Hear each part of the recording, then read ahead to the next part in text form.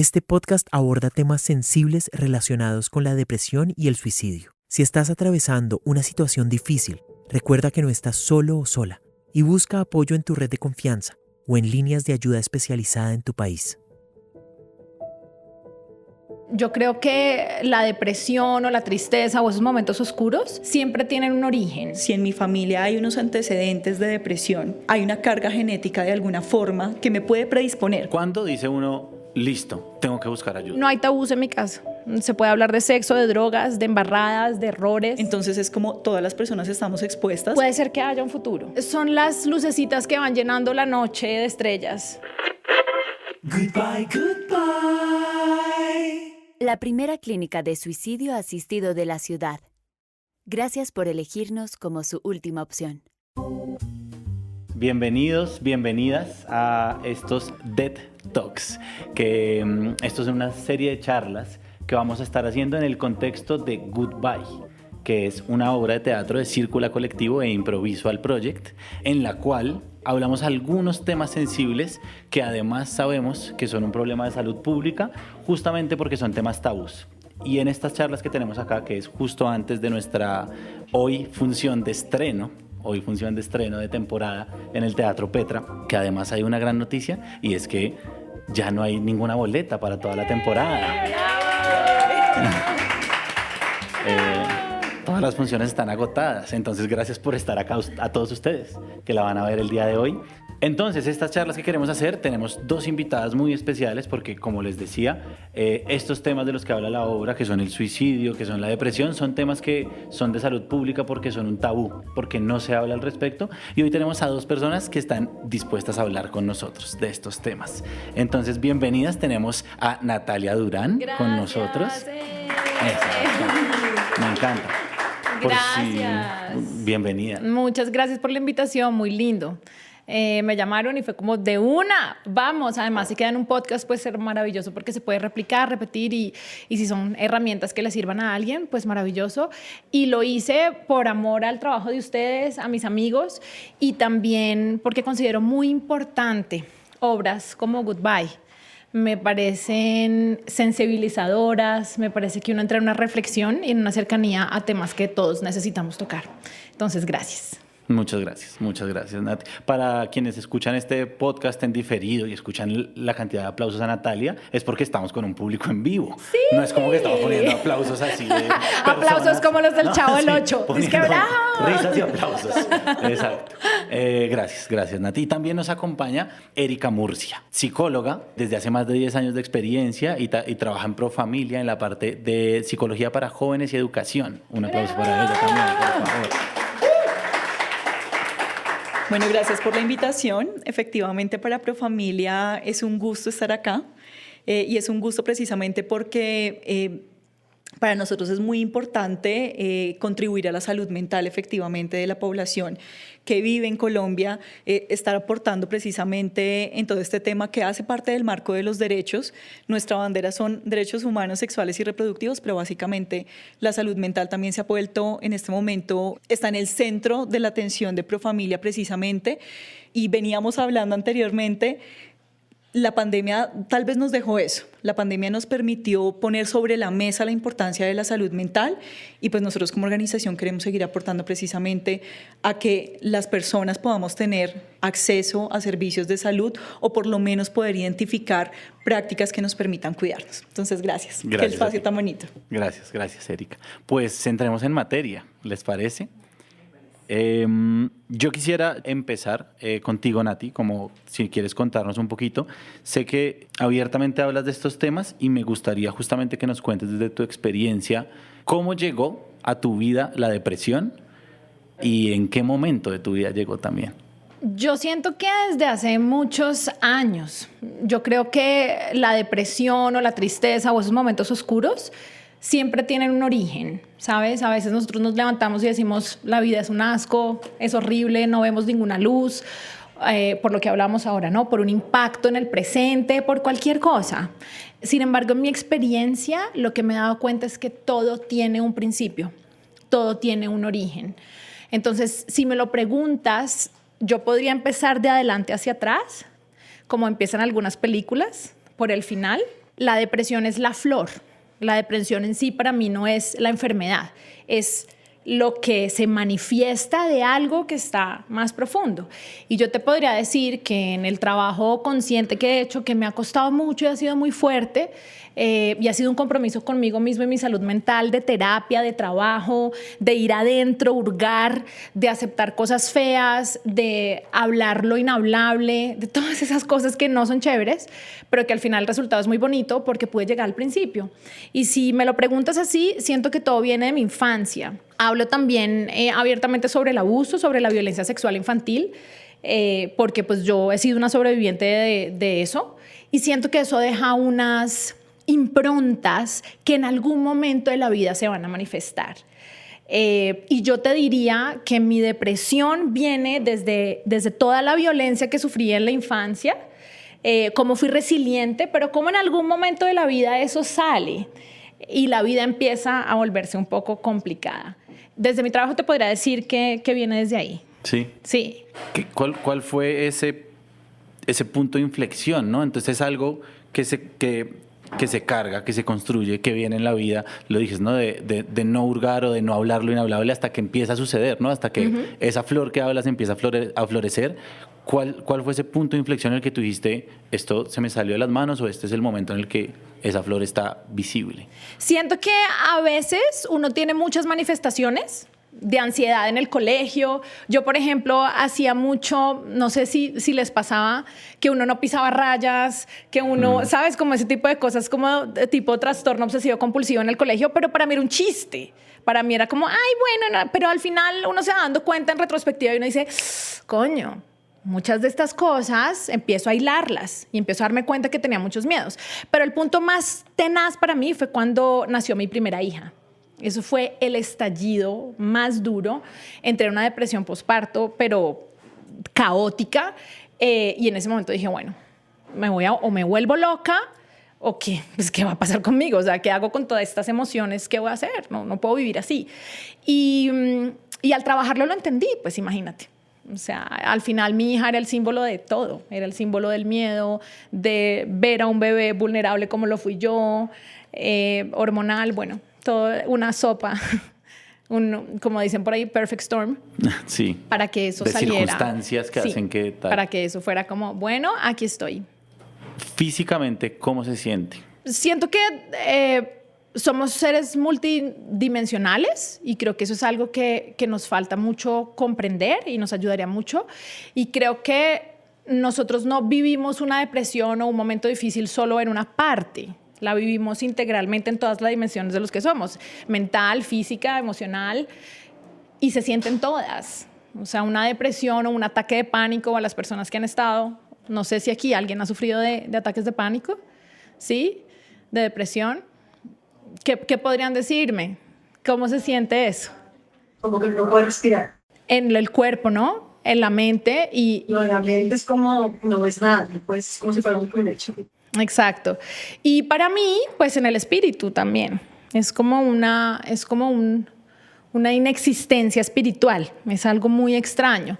Entonces, exactamente eso, ¿no? Uno lo siente en el pecho, lo siente en la realidad, en la percepción de la vida, en el espíritu, lo siente en todas las dimensiones de lo que uno es. Es algo que realmente logra como poner un velo negro sobre todo lo que uno es como ser. Entiendo. Erika, me encantaría, escuchando un poco lo que decían a ti, de irse dando cuenta a lo largo de la vida de estas pequeñas cosas que al final, en retrospectiva, es muy claro lo que se está viviendo, o en retrospectiva es toda una suma de cosas que llevan a esa conclusión. ¿Qué pasa en esos momentos de la vida? ¿Qué pasa cuando uno es joven? Ya que también es tu enfoque psicológico, ¿no? ¿Qué pasa cuando uno es joven, cuando uno es chiquito? ¿Cómo darse cuenta en ese momento? ¿O qué se puede hacer ahí? Bueno, es importante, de pronto quisiera aclarar el término como tal de depresión. Y depresión hablamos que es un trastorno del estado del ánimo, efectivamente, que puede ser persistente con sentimientos de tristeza, dificultades de concentración, tiene que ver con falta de energía. Banderas rojas, por ejemplo, para empezar a identificar, que lo hablábamos anteriormente y me parece importante, es que se empieza a afectar el sueño, los patrones de sueño, y los hábitos de alimentación también, ¿sí? Entonces, cuando yo empiezo a identificar esto, también tengo que pasar a, hoy amanecí depresivo, ¿sí? ¿Qué pasa cuando es depresión y cuándo debo encender las alarmas? Cuando veo que todos estos síntomas están sucediendo la mayor parte del día, todos los días, durante 2 semanas. Sí, esto es importante que lo tengamos en cuenta, precisamente porque nos permite identificar de nuestras personas, de las personas que queremos que se encuentran a nuestro alrededor, para mí mismo, para mí misma, pero también para las personas jóvenes, ¿sí? Entonces, primero que lo identifiquemos, ¿sí? De que no... hablábamos anteriormente de las etiquetas y no es poner una etiqueta como tal, sino que nos sirva entender qué es la depresión, pedir ayuda a tiempo, ayuda profesional a tiempo. ¿Para qué? Para que nos permita tener un tratamiento adecuado, ¿sí? Efectivamente, Nati lo estaba diciendo anteriormente, puede venir a lo largo de la vida. Si en mi familia hay unos antecedentes de depresión, hay una carga genética de alguna forma que me puede predisponer, pero eso no significa que me va a dar, porque también hay una parte contextual supremamente importante. Y esta parte contextual es que yo a lo largo de la vida voy adquiriendo un montón de herramientas que me permiten ser mucho más resiliente, como decía Nati, o que de pronto me permiten estar mucho más vulnerable a estas situaciones, efectivamente. Entonces, eventos como violencia, enfermedades, eventos que pueden ser la pérdida de un ser querido, ¿sí? Son factores que me pueden predisponer efectivamente, que me pueden permitir efectivamente que de pronto yo pueda pasar por un episodio depresivo, que ya les contaba anteriormente, como cuáles son esas alarmas un poco para decir como, uy, acá algo no está bien y tengo que ir a apoyo. La juventud es una etapa también que es una línea muy, muy, muy delgadita, la adolescencia, porque la adolescencia pasa por todos los cambios, ¿no?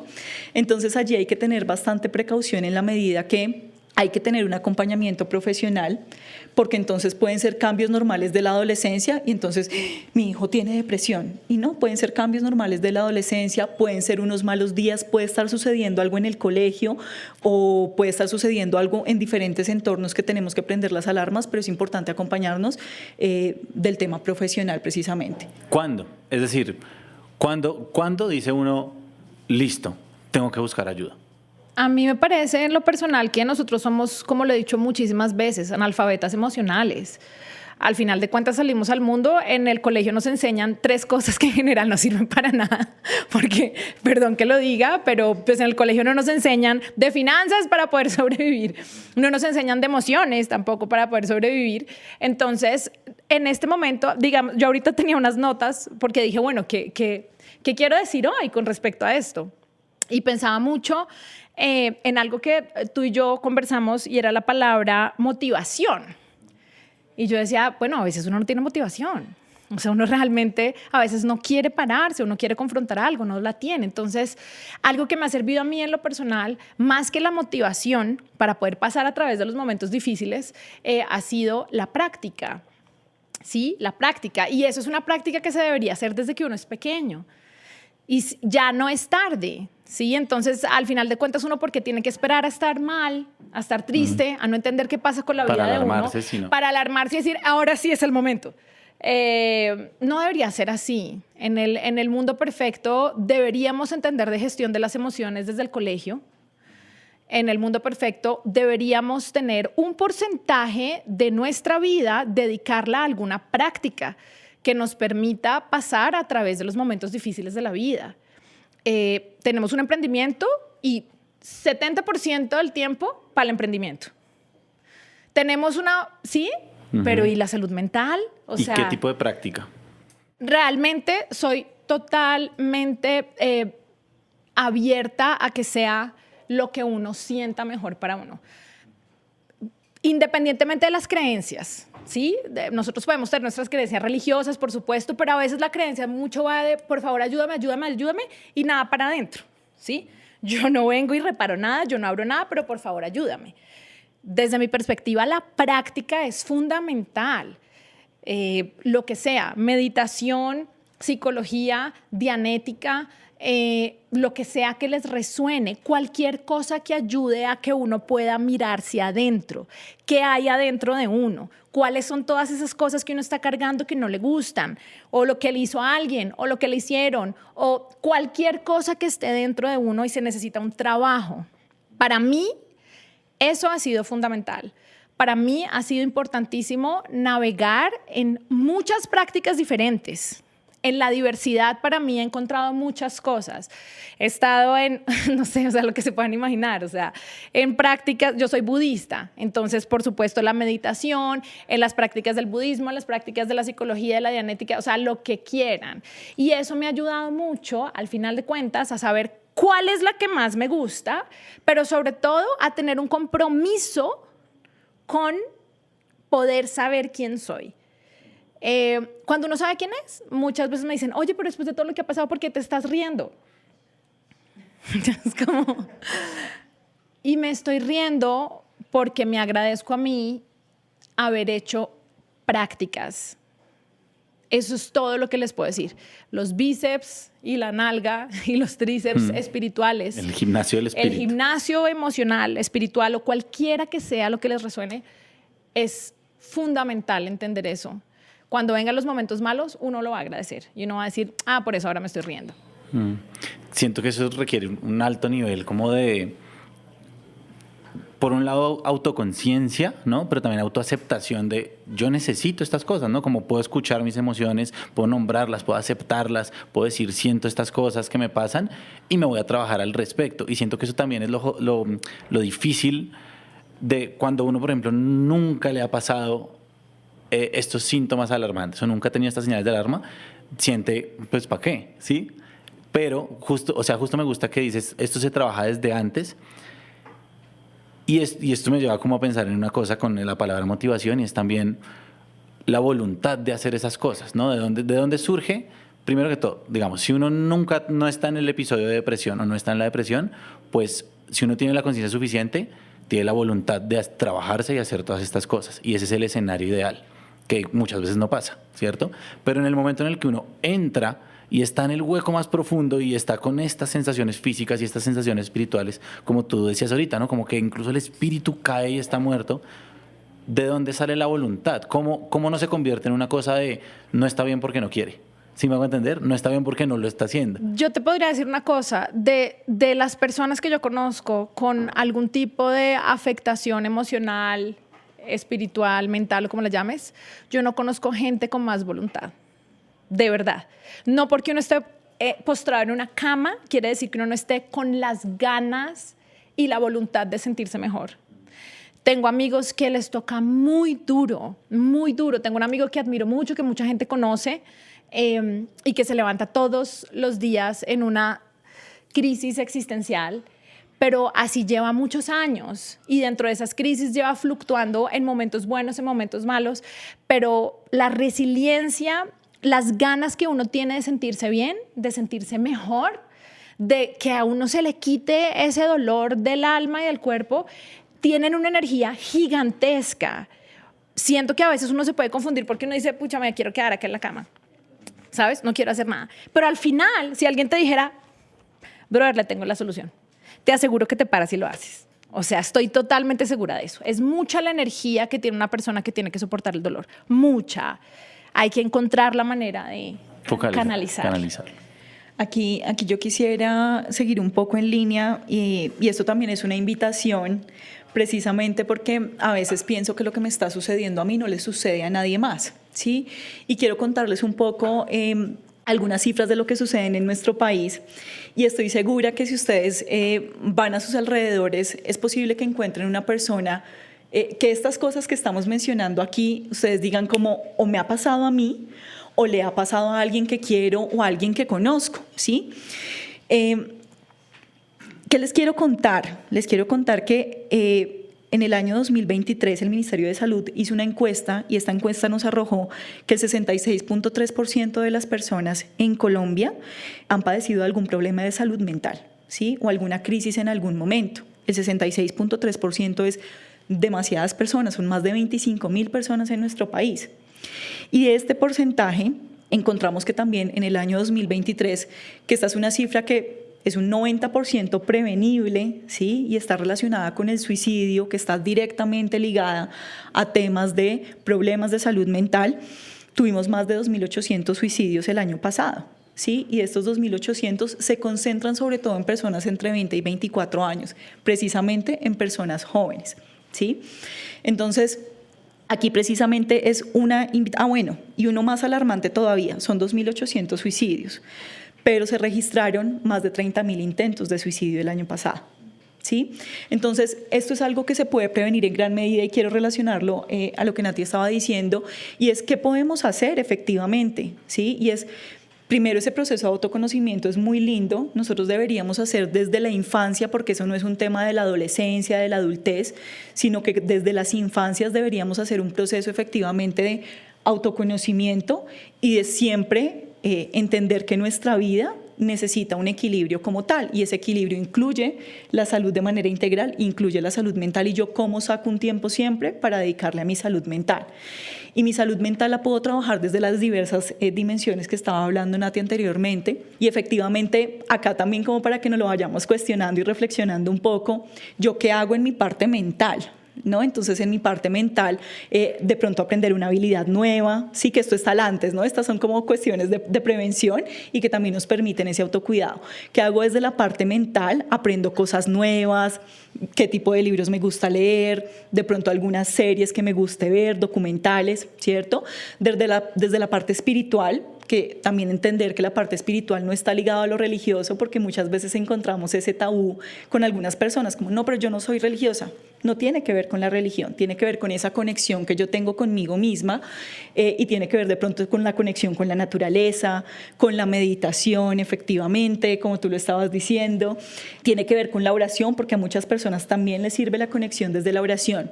Otras cosas, lo físico, sí, que lo físico es un tema bien importante en la medida que el movimiento nos ayuda, es una herramienta de prevención que es muy potente, ¿sí? Por todo lo que origina en el cerebro, y no es hacer ejercicio. Hay personas que dicen como, uy, no, qué pereza levantarme, hacer ejercicio y pesas y cardio. No, es movimiento. Puede estar en bailar, puede estar en salir a dar un paseo. Si hay una limitación física porque estoy presentando alguna dificultad física, yo cómo logro hacer ese movimiento, así sea articular, ¿sí? Ese tipo de cosas son factores de protección que me permiten en mi vida cotidiana hacer un proceso de prevención y autocuidado precisamente para no llegar allí. Cuando ya está la depresión como tal puntualmente, pues es un proceso que se empieza a recuperar poco a poco, básicamente, con acompañamiento profesional y con todas estas herramientas de autocuidado que se despliegan y que yo aprendo en la terapia básicamente. Buenísimo. Es alarmante esa cifra. Mucho. Es alarmante esa cifra. ¿Ustedes han tenido pensamientos suicidas alguna vez? Sí, yo sí, varias veces.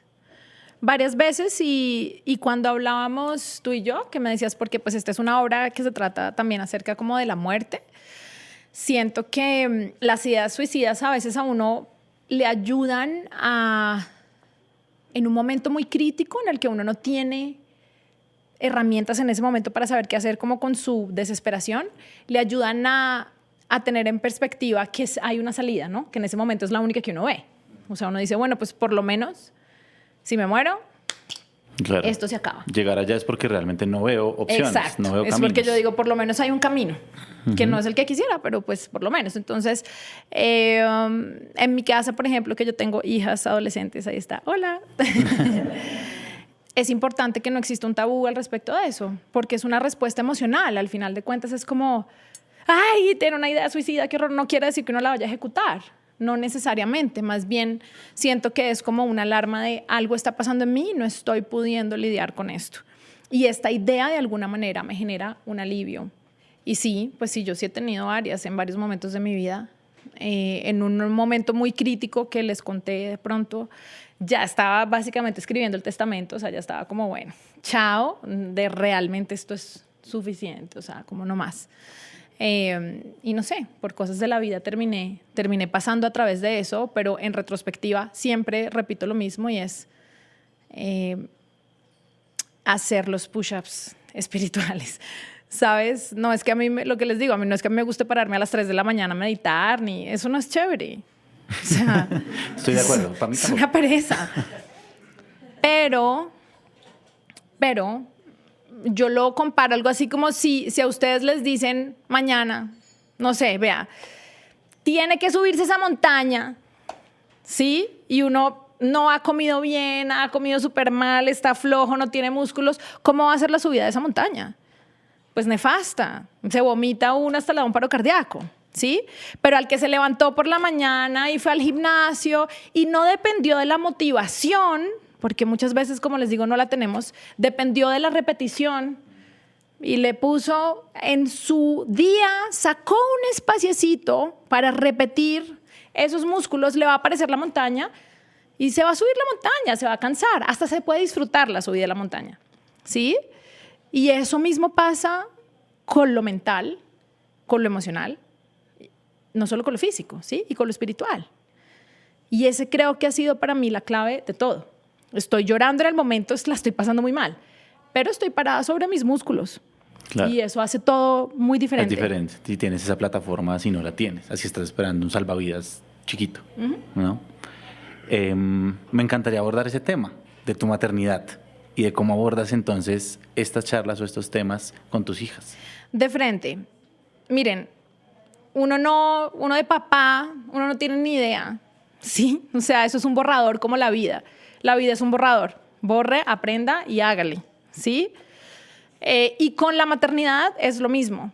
De pronto a veces tenemos muchas reglas y tenemos que salir así, ¿sabes? Pero al final de cuentas sé que ser mamá, y pues yo siendo mamá soltera, tiene muchos retos. Pero yo sí les puedo decir, y se los he dicho, de pronto se los he expresado muchas veces, y es que hay algo que yo he podido ver que a mí me ha funcionado, y es que no exista ningún tabú en mi casa, cosas que no se puedan hablar. Y sobre todo, lo que más me ha funcionado como mamá es trabajarme a mí y hacerme responsable de mí. Más que irle a dar cátedra a mis hijos, claro, yo soy una líder, por supuesto que en mi casa tiene que haber pues unas reglas para que mis hijos se guíen.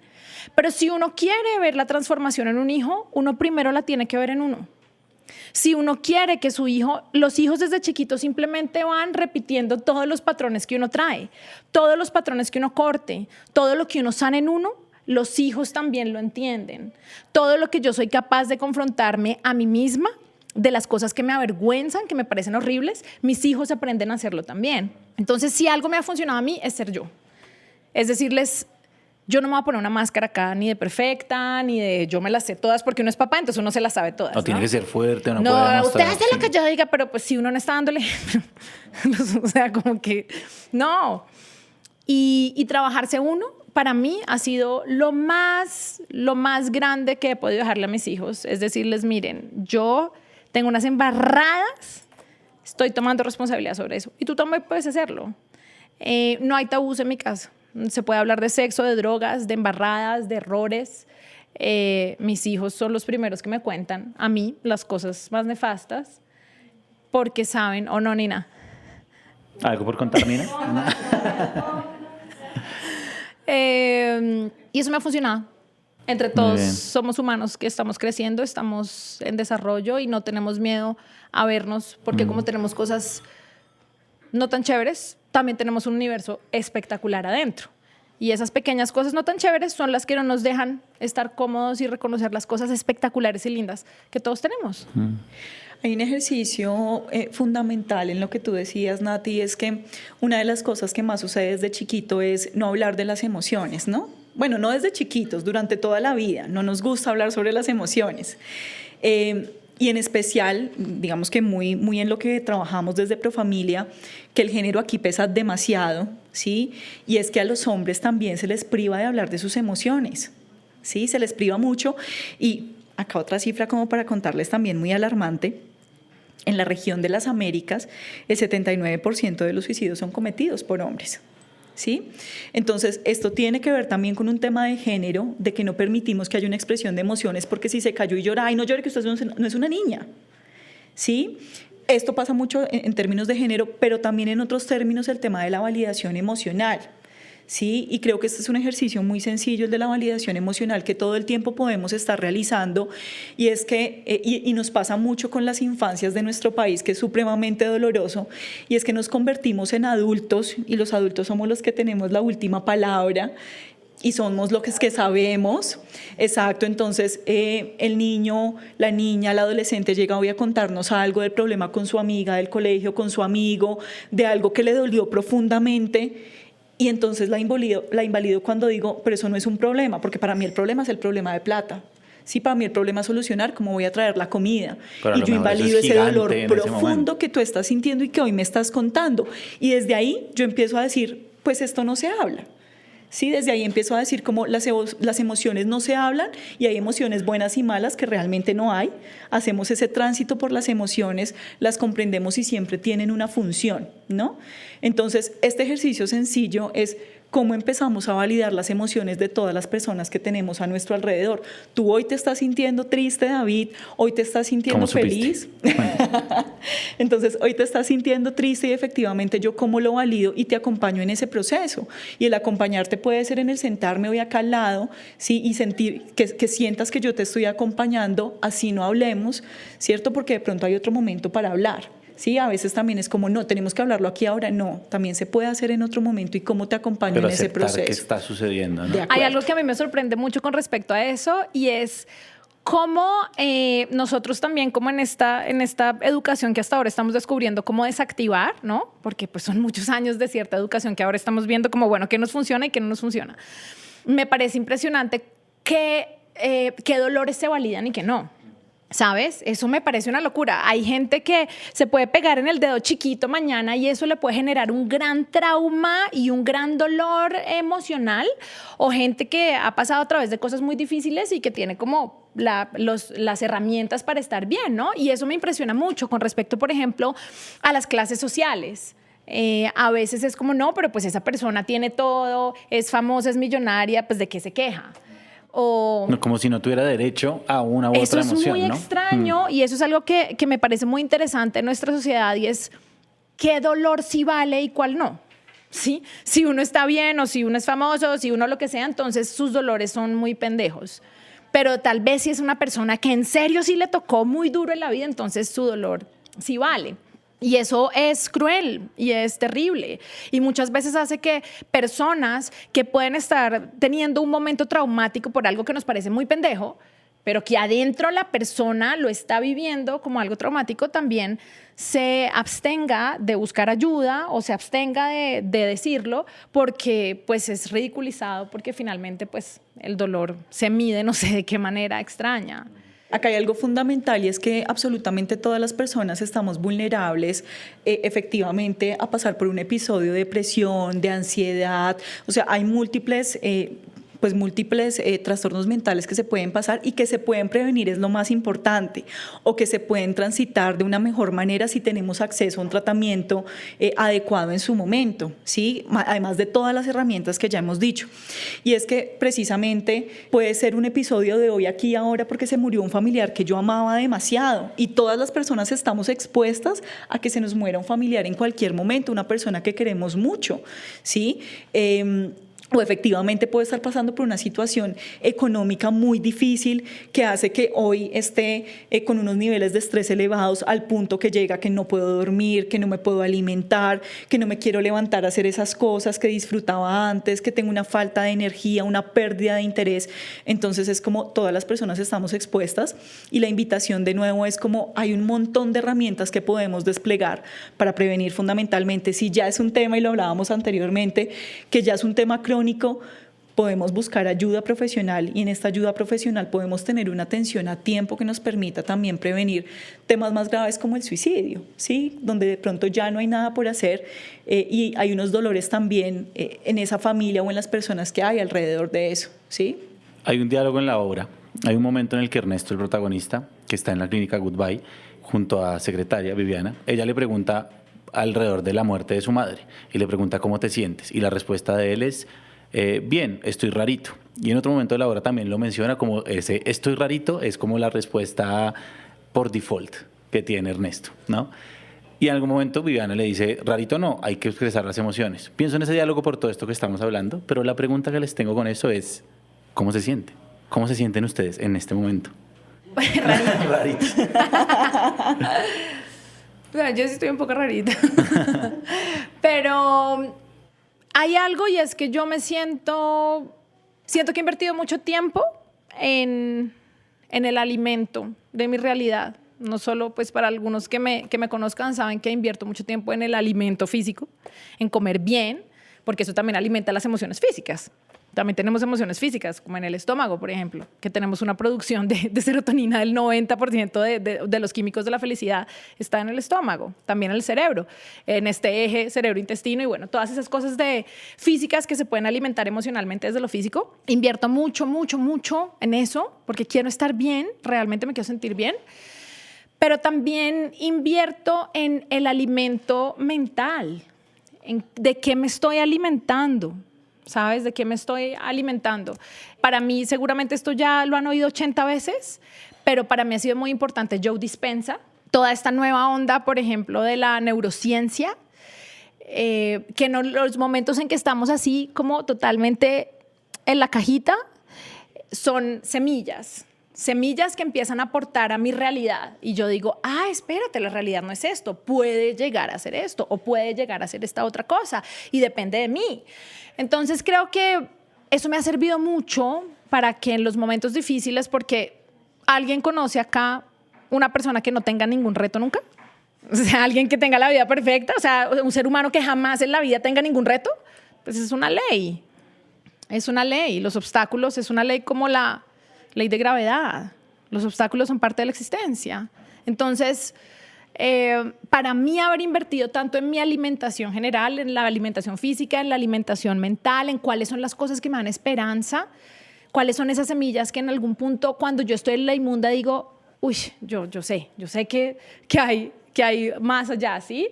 Y no sé si también les ha pasado, por ejemplo, que están en la inmunda, algo está muy mal, se les murió un familiar, están tristes y deprimidos y creen que no van a pasar al otro lado. ¿Les ha pasado algún momento donde uno diga, parce ya?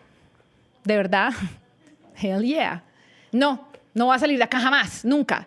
Y muchos años después, 5 años, 3 años, de pronto se ganan un premio o llenan el aforo de las 12 sesiones o les llega una plata, una chimba o encuentran el amor y de repente uno en retrospectiva dice, pucha, yo estaba en la olla. Pensaba en ese momento que nada iba a llegar bueno para mí nunca, jamás. Entonces, esas semillas que yo he sembrado en momentos duros, porque ir a terapia no es fácil, eso es un comer de mierda, sí, o sea, eso es uno ir a darse cuenta. Mi hija me lo decía en estos días, que ella está en terapia también desde hace rato y me decía, oye, esto es duro, o sea, como que no es que sea fácil, pero esas semillas, cuando yo estoy en esa caja negra, son las que me permiten decir, puede ser que haya un futuro, puede ser que haya algo para mí. Luz. Son las lucecitas que van llenando la noche de estrellas. Y ya no es una caja negra, ya de pronto hay luces y uno dice, yo sé que puede cambiar. Y entonces, en ese sentido, cuando estás en lo profundo de ese abismo, cuando estás en la peor oscuridad, ¿sientes que con ese poquito, con un poquito aguanta? ¿Con ese poquito aguanta? Eso es lo que me sostiene y lo que yo digo, listo. Por ejemplo, la neurociencia, Joe Dispenza.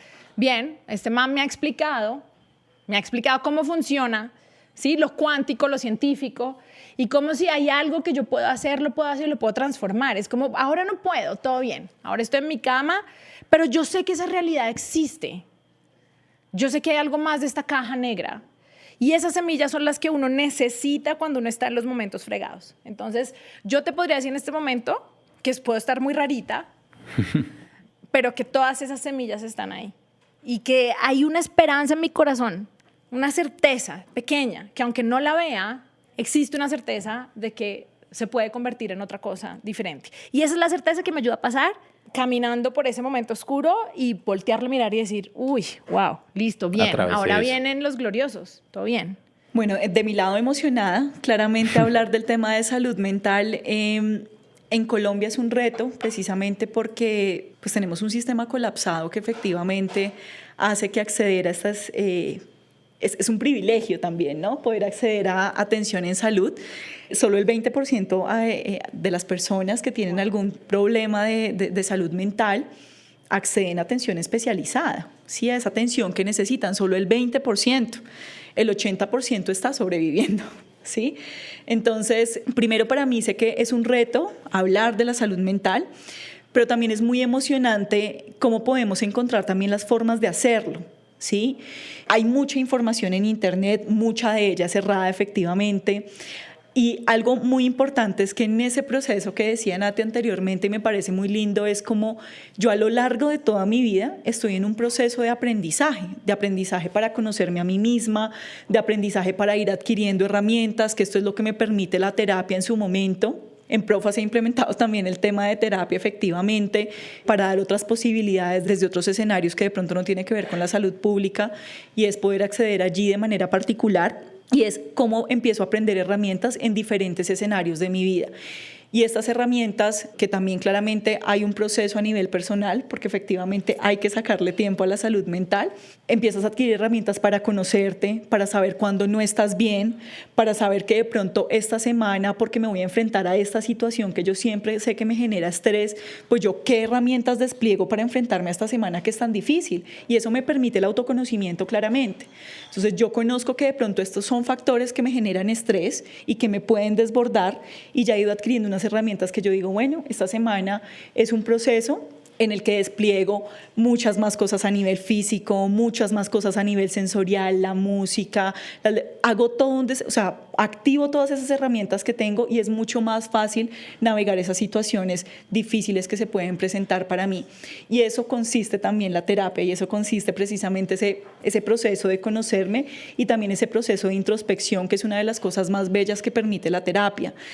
Que cuando todo está haciendo mucho ruido afuera, que cuando todo afuera de pronto está mal, hay que mirar adentro, ¿sí? La terapia me permite, cuando todo siento que está mal afuera, hay que ir adentro.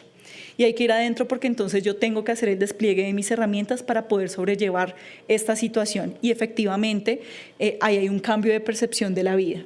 Y un cambio de percepción que me permite ser más resiliente, afrontar esa situación, sobrellevarla, y vuelve otra vez, llega de pronto ese momento de calma en donde digo, ok, las herramientas me funcionan y me conozco un poco más en ese momento.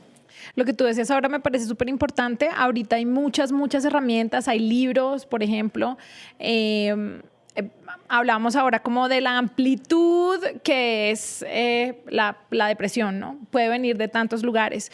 Pero, por ejemplo, en mi experiencia, muchas mujeres están pasando, por ejemplo, por relaciones tóxicas, tortuosas, terribles, y generan depresiones muy fuertes. También por el TDAH, gente que no ha sido diagnosticada, que empieza a tener una procrastinación, que, bueno, tantas cosas, ¿sabes?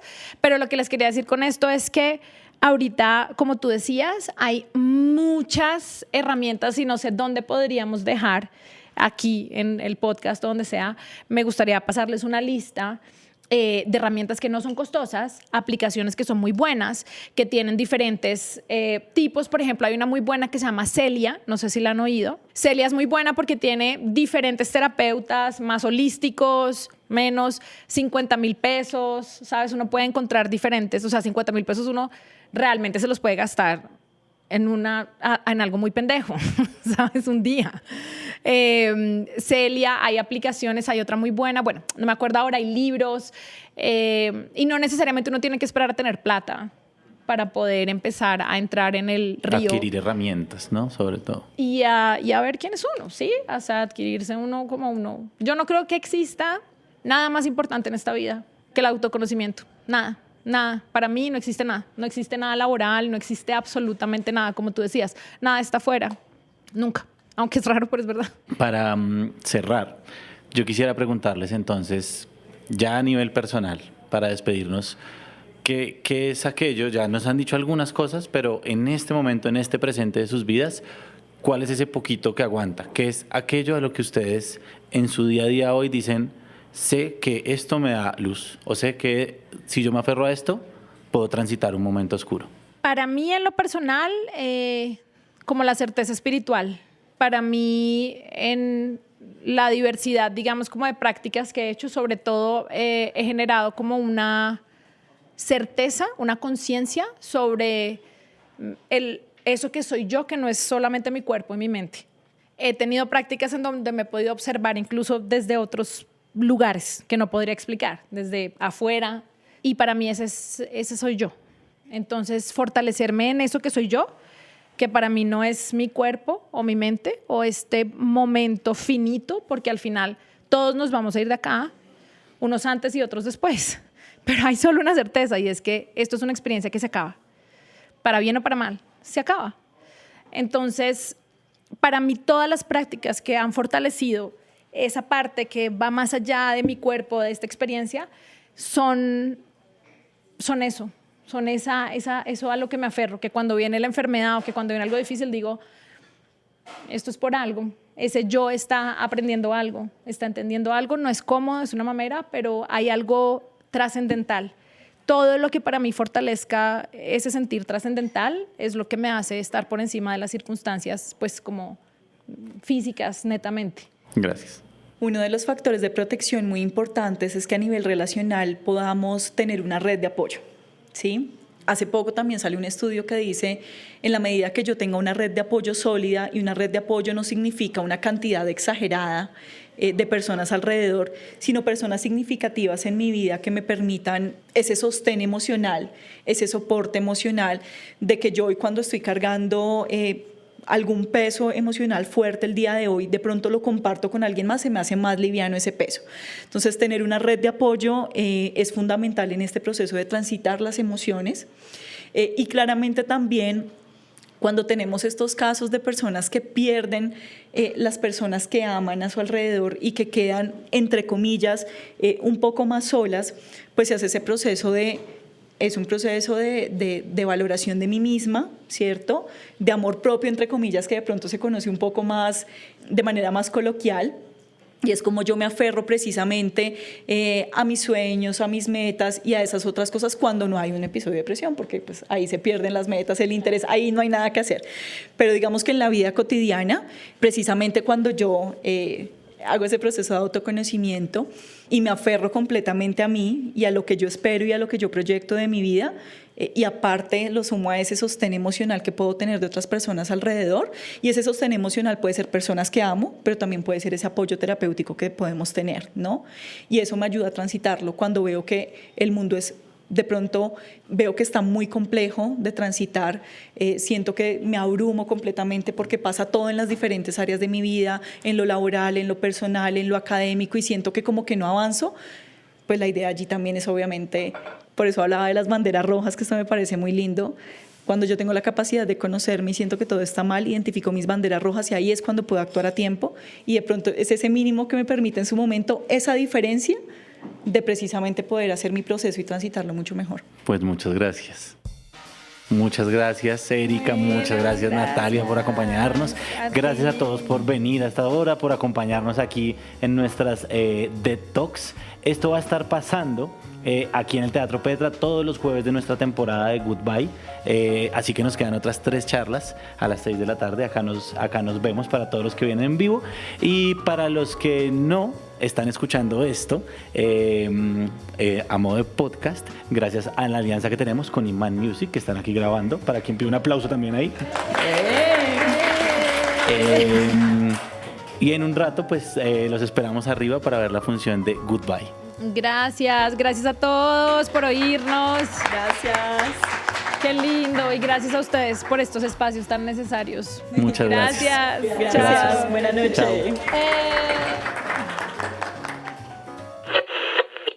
Goodbye, goodbye.